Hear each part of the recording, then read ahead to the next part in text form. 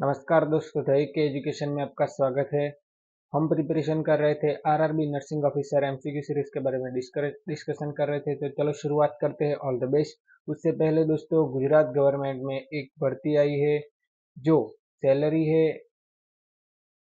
Gujarat government की vacancy civil hospital और CHC पर जॉब मिलेगी। सैलरी उसकी 40,800, जो बड़ी एक सैलरी है। और स्टाफ नर्स की टोटल वैकेंसी यहाँ देख रहे हो आप, 1903 की वैकेंसी है।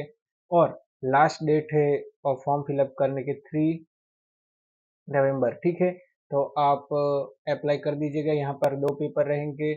एक पेपर नर्सिंग का होगा और 100 मार्क्स का, और दूसरा पेपर होगा गुजराती, जो 100 मार्क्स का रहने वाला है। अगर आपको गुजराती व्याकरण और सब कुछ सीखना है और इस वीडियो के बारे में पूरा जानना है, पूरी जो रिक्वायरमेंट है, तो यहाँ आई बटन पर आप देख सकते हो, एक लिंक दिखा रही है, वहाँ जाके उसके डिस्क्रिप्शन में सारे वीडियो गुजराती व्याकरण, साहित्य और नर्सिंग रिलेटेड जो मटेरियल है वो सब मिल जाएगा। तो हमारा एमसीक्यू है दोस्तों, which is the macro macro mineral that the body needs to work properly. इनमें से कौन सा मैक्रो मिनरल है जो body needs to work properly, body को प्रॉपरली वर्क करने के लिए जरूरी है? गोल्ड, सिल्वर, लीड या फिर कैल्शियम? हमें हमारे बॉडी के लिए गोल्ड, सिल्वर या लीड की कोई ज़रूरत नहीं है दोस्तों। हमारा बॉडी को कैल्शियम की ज़रूरत होती है। क्यों? हमारा आंसर है डी, कैल्शियम, क्योंकि कैल्शियम है most abundant among the minerals in the body. सबसे ज़्यादा मिनरल हमारा कैल्शियम है, ज़रूरी होता है बॉडी के लिए। और total content of calcium in adult man में 1 से 1.5 किलो तक का कैल्शियम रहता है। कैल्शियम कहाँ से मिलता है? तो मिल्क प्रोडक्ट से मिलता है, बीन से मिलता है, ग्रीन लीफी जो लीफी वेजिटेबल से उनसे मिलता है, और ये एक जो अंडा होता है उसमें से भी मिलता है। वो क्या करता है? बिल्डिंग स्ट्रॉन्ग बॉन्ड्स, टीथ और क्लोटिंग ब्लड में हेल्प करता है। Sending and receiving nerve signal, जो सेंडिंग और रिसीविंग नर्व सिग्नल होती है उसमें भी हेल्प करता है calcium. Squeezing and relaxing the muscle को स्क्वीजिंग और रिलैक्शन करने में हेल्प करता है। Keeping a normal heart beat को नॉर्मल रखने में भी हमारा कैल्शियम हेल्प करता है। तो most abundant among the mineral से हमारा मैक्रो मिनरल है कैल्शियम। ठीक है, हमारा अगला एमसीक्यू है, which of the following is the major cause of postpartum haemorrhage? जो डिलीवरी के बाद पोस्टपार्टम हेमरेज होता है तो उसका मेजर कॉज कौन सा है? तो ऑप्शन देख लेते, ऑर्टोनिक यूट्रस, थ्रोम्बिन, प्री एक्लेम्शिया या इनकोऑर्डिनेट यूट्राइन एक्शन। तो इसका सही आंसर है दोस्तों ऑर्टोनिक यूट्रस। जो ऑर्टोनिक यूट्रस होता है in the main cause of the PPH, जो जनरल ट्रैक होता है उसमें, और थर्ड स्टेज कॉम्प्लिकेशन के वक्त उसके बाद होता है। और उस कोआगुलेशन डिसऑर्डर जिसको होता है उसको भी पीपीएच हो सकता है। थर्ड स्टेज कॉम्प्लिकेशन जो उसको होता है उनको भी पीपीएच होता है। अब ये अटोनिक यूट्रस क्या है? तो atonic uterus is the failure of the myometrium as the placental site contract and retract and compress, turn blood vessels and control blood loss by leaving ligature action। तो यहाँ पर जो डिलीवरी होती है, तो जो हमारा यूट्रस होता है, तो यूट्रस इस तरीके से होता है, तो एकदम नॉर्मल और कॉन्ट्रैक्टेड हो जाता है, लाइक अ स्टोन, एक पत्थर की तरह हो जाता है यूट्रस पे। जो बड़ा हो जैसे ही डिलीवरी हो जाए उसके 10 से 15 मिनट या 20 मिनट में जो हमारा यूट्रस होता है एक स्टोन की तरह हो जाता है। तो उस और ऐसा नहीं हो पाता है तो उसको कहते हैं अट्रॉनिक यूट्रस। तो क्यों होता है? मायोकार्ड जो मेट्रियम होता है लेयर यूट्रस का, उसमें प्रॉब्लम होती है, तब ये होता है। तो अट्रॉनिक यूट्रस का एक मेजर कॉज है पीपीएच का, पोस्टपार्टम हेमरेज का, जो ब्लीड। और पीपीएच किसको कहते हैं? तो 500 ml से ज़्यादा ब्लड लॉस होता है डिलीवरी के बाद, तो उसको पीपीएच बोला जाता है। पीपीएच के भी अलग अलग टाइप है, वो भी हम ओबीजी के लेक्चर में देखने वाले हैं। हमारा अगला एमसीक्यू है दोस्तों, what is a bacilli Calmette urine? या बीसीजी का फुल फॉर्म है दोस्तों। ठीक है।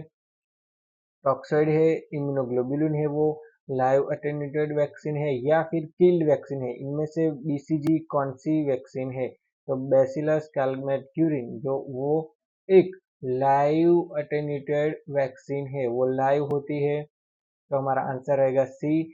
और it's a living tubercular bacilli to enhance immunity to tuber, TB से बचने के लिए बच्चों को पहले दी जाती है, एट बर्थ दी जाती है। और ये 0.1 दिया जाता है और अंटिल 1 मंथ एज के बाद 0.5 ml जो इंट्राडर्मली दिया जाता है। इंट्राडर्मल उसका रूट होता है, ठीक है। हमारा अगला एमसीक्यू है दोस्तों, which convention are follow for a spherical mirror and lens. जो कन्वेंशन होता है वो स्फेरिकल और मिरर लेंस में कैसा होता है, तो उस साइन को क्या कहते हैं? न्यू इंस्टेंट साइन, या फिर न्यू कार्टेशियन साइन, या न्यू ह्यूजेन साइन, या न्यू न्यूट्रॉन साइन। तो इसका सही आंसर है दोस्तों न्यू कार्टेशियन साइन। ये नॉन नर्सिंग एमसीक्यू है दोस्तों। जो स्फेरिकल मिरर होता है और लेंस होता है उनमें क्या जो डिफरेंट कॉन्वेंशन का होता है उसको कौन सी साइन कहा जाता है? New Cartesian sign. हमारा अगला MCQ, which disease is a fetal brain disorder that are cause by the prion protein. Which disease fetal brain disorder, एक फीटल ब्रेन डिसऑर्डर है that cause by the prion protein. और prion protein क्या है दोस्तों? जो infection का जो protein का इन्फेक्शन हो जाता है उसमें उसको प्रायन प्रोटीन बोलते हैं। तो फीटल ब्रेन डिसऑर्डर में से कौन सा है? पिक डिजीज, या फिर mad cow disease, Creutzfeldt Jakob disease, या फिर Lewy body disease, Lewy body disease. तो इसका सही आंसर है क्रूट्सफेल्ट्स जैकब डिजीज, ठीक है दोस्तों। Prions protein, the protein only hypothesis state that modify from the normal prion protein trigger that infectious neurodegenerative disease such as a bovine spongiform encephalopathy। और ये हमने बात करी Creutzfeldt Jakob disease in human. तो इस डिजीज में होता है prion protein trigger to the infectious, जो इन्फेक्शियस हो जाता है प्रोटीन उसको कहते हैं प्रायन। और ये फीटल ब्रेन में होता है उसको कहते हैं क्रूट्सफ्रेट्स जैकब डिजीज, ठीक है। हमारा अगला MCQ, what is the renal threshold value of glucose. Value क्या है ग्लूकोज की यूरिन में, ठीक है। तो 182 mg पर dl, 188 mg पर dl, 185 mg पर dl, या 180 mg पर dl। तो इसका सही आंसर है दोस्तों 180 mg पर dl। और इसकी जो ब्लड इन ग्लूकोज जो होता है जो लेवल वो 160 से 180 mg पर dl होता है, ठीक है। हमारा अगला एमसीक्यू है दोस्तों, which one of the following is an example of the risk for infection in nursing diagnosis. Nursing diagnosis में जो रिस्क फॉर इन्फेक्शन वाले डायग्नोसिस होते हैं उनको क्या कहते हैं? इनमें से कौन सा एग्जांपल है? वेलनेस नर्सिंग डायग्नोसिस, या फिर diagnostic nursing diagnosis, risk nursing diagnosis, या एक्चुअल नर्सिंग डायग्नोसिस। तो इसका सही आंसर है दोस्तों रिस्क बेस वाला होते उसको रिस्क नर्सिंग डायग्नोसिस बोला जाता है। अगर नर्सिंग डायग्नोसिस के बारे में पूरा जानना हो तो यहाँ आई बटन पर एक लिंक दिखाई दे रही है, आप वहां पर क्लिक कर सकते हो नर्सिंग डायग्नोसिस के बारे में जानने के लिए। विच कॉज क्लिफलर सिंड्रोम, जो क्लिनफेल्टर सिंड्रोम होता है वो किसके कारण होता है? XO, XYY, या XX, या फिर XXY। तो इसका सही आंसर है दोस्तों XXY, ठीक है। तो ये क्रोमोसोमल डिसऑर्डर है जो डाउन सिंड्रोम में देखा जाता है, टर्नर सिंड्रोम होता है, क्लिफ्टर सिंड्रोम होता है। इन सब में कॉमन एग्जांपल है क्रोमोसोमल डिसऑर्डर के। डाउन सिंड्रोम ट्राइसोमी 21 से होता है। टर्नर सिंड्रोम किससे होता है? तो ये आप कमेंट में जरूर बताइएगा, हमें आपके कमेंट का इंतजार रहेगा।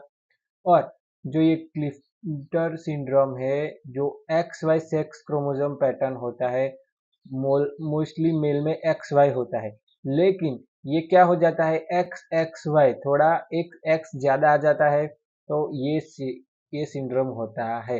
उसमें सिम्टम देख लेते हैं तो आपको तुरंत अंदाजा आ जाएगा इस सिंड्रोम में क्या क्या होता है। तो अंडर डेवलप मसल जो डेवलप होते हैं वो ज़्यादा मेल में क्या बॉडी मस्कुलर बॉडी होती है, लेकिन जो डेवलप हुए मसल्स अच्छे होते नहीं है। टायर्डनेस रहता है, उस पेशेंट को अर्ली हार्ट डिजीज हो सकता है। ठीक है, अर्ली हार्ट डिजीज हो सकता है। चेंज बॉडी शेप, उसका बॉडी का शेप चेंज होगा, मेल जैसा दिखेगा नहीं। रिड्यूस फेशियल हेयर, जो फेशियल में हेयर आते हैं मेल को वो भी अच्छे तरीके से आएंगे नहीं। डिले प्यूबर्टी, जो उसकी प्यूबर्टी है वो डिले होगी, थोड़ी लेट आएगी। जो नॉर्मल ज़्यादातर होता है 14 से 18 के बीच आ जाती है, उसको 20 के अप जाएगी, 20 एज के बाद आएगी प्यूबर्टी। ठीक है, इनफर्टिलिटी हो जाता है, अनफर्टिलिटी रहती है। और taller than other males with long, जो मेल अदर उससे लॉन्ग रहता है और लॉन्ग लेग रहते हैं।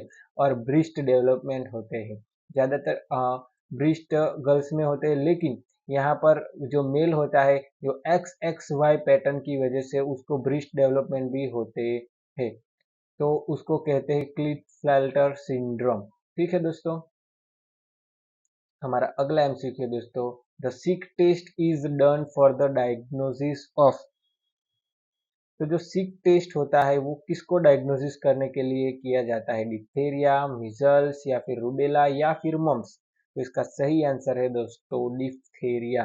जो डिप्थेरिया होता है is acute communicable disease that affected nose, throat and tonsil. ये ज्यादातर बच्चों में होता है डिप्थेरिया, जो एक्यूट कम्युनिकेबल डिजीज है दोस्तों, याद रखिएगा, acute communicable disease nose, throat and tonsil को अफेक्ट करता है।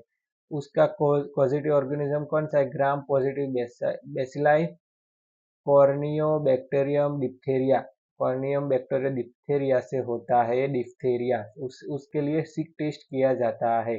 थोड़े सिम्टम्स डिप्थेरिया के देख लेते हैं, जो ऐसे बच्चे होंगे तो आपको तुरंत ख्याल आ जाएगा। फीवर विथ वीकनेस रहता हो बच्चे को, enlarge lymph node on the नेक, जो नेक में लिम्फ नोड होती है वो एनलार्ज होती है, फीवर होता है। Swelling of a soft tissue on the neck, neck में स्वेलिंग आ जाता है। नेजल डिस्चार्ज रहता है।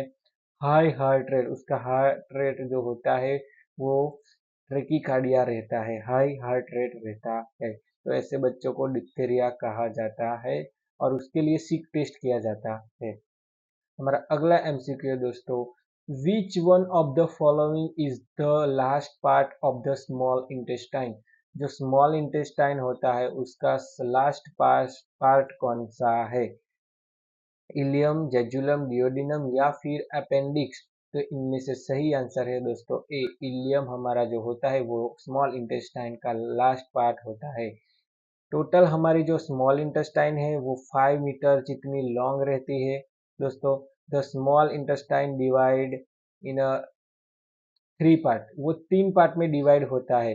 पहला जो पार्ट है उसको कहते हैं डियोडिनम, जो फर्स्ट पार्ट है उसको डियोडिनम कहते हैं, सी शेप का डियोडिनम होता है। ठीक है, जो मिडल पार्ट होता है उसको कहते हैं जेजुनम, जो मिडल पार्ट है। और लास्ट में हाईली कॉइल इलियम, तो जो हाईली कॉइल इलियम होता है जो लास्ट पार्ट होता है, हाईली कॉइल होता है। ठीक है, इलियम उसको कहते हैं इलियम। तो लास्ट पार्ट पूछा जाए तो इलियम, मिडल पूछा जाए तो जेजुनम, और फर्स्ट पार्ट पूछा जाए तो डियोनिनम है। जो इलियम है वो final segment of the last small intestine, जो लास्ट में रहता है। और उसकी लंबाई अगर पूछी जाए तो वो होता है 3.5 मीटर लॉन्ग होता है इलियम, सिर्फ इलियम। ठीक है दोस्तों यहाँ तक रखते हैं। अभी तक वीडियो को लाइक नहीं किया तो लाइक कर दीजिए, वीडियो को शेयर कीजिए, चैनल को सब्सक्राइब कीजिए। हमारा अगला वीडियो देखने के लिए यहाँ क्लिक कीजिए और सारे वीडियो देखने के लिए यहाँ क्लिक कीजिए। Thank you.